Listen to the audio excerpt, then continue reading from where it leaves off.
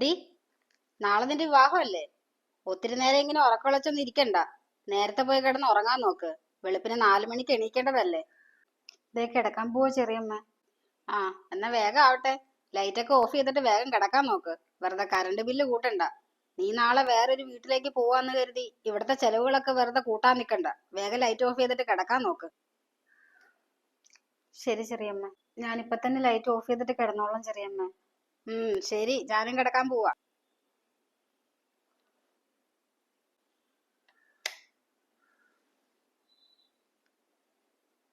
ദൈവമേ, നാളെ എന്റെ വിവാഹമല്ലേ? കിടന്നിട്ടാണെങ്കിൽ ഉറക്കവും വരണില്ലല്ലോ. വല്ലാത്ത ദാഹം. കുറച്ച് വെള്ളം കുടിച്ചാലോ.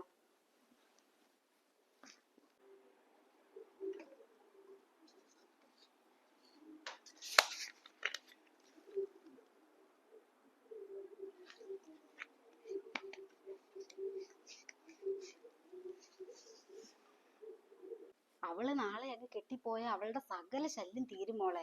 അവളുടെ ഒരു പഠിത്തം. 19 വയസ്സുള്ള അവൾക്കേ ചുമ്മാതല്ല ഞാൻ 30 വയസ്സുള്ള ചെക്കനെ ആലോചിച്ചത്.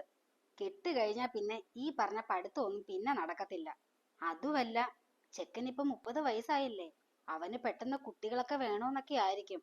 അതുകൊണ്ട് അവള് കുട്ടികളെ നോക്കി അവന്റെ കാര്യവും നോക്കി വീട്ടുപണിയും ചെയ്ത് അവിടെ തന്നെ അങ്ങ് കഴിഞ്ഞോളും. അത് നന്നായി അമ്മേ. ചില്ലറ അഹങ്കാരമൊന്നും അല്ലായിരുന്നു അവൾക്ക്. ക്ലാസ്സിലെ പഠിപ്പി എന്നെക്കാളും മാർക്ക് കൂടുതല്. അവള് കാരണം ഞാൻ എന്തോരം ബുദ്ധിമുട്ടിന്നറിയോ. ഇനിയിപ്പൊ അവളുടെ ശല്യം ഉണ്ടാവത്തില്ലല്ലോ. അവളിപ്പൊ സ്വപ്നം കാണുമായിരിക്കും തുടർന്ന് പഠിക്കുന്നത്. ഒരിക്കലും നടക്കാത്ത സ്വപ്നം ഇന്നൊരു രാത്രി കൂടി അവളങ്ങ് കണ്ടോട്ടെ. നാളെ ആ സ്വപ്നം വെറൊരു കിനാവാണെന്ന് അവൾ അറിയുമ്പം അവളങ്ങ് തകർന്നോളും. എനിക്ക് അവളുടെ തകർച്ച കാണണം അമ്മേ. അവള് തകരുന്നത് എനിക്ക് കാണണം. ദൈവമേ, ഞാൻ എന്തൊക്കെയാ കേൾക്കുന്നേ? എന്റെ ചെറിയമ്മ തന്നെയാണോ എന്നോട് ഈ ദ്രോഹം ചെയ്യുന്നത്? എങ്ങനെ തോന്നി അവർക്ക് എന്നോട് ഇത് ചെയ്യാൻ?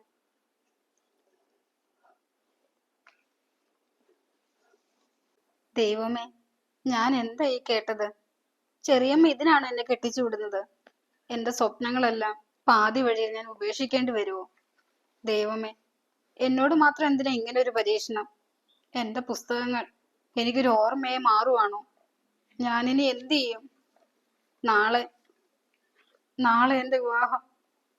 എനിക്കത് സങ്കല്പിക്കാൻ പോലും പറ്റുന്നില്ല.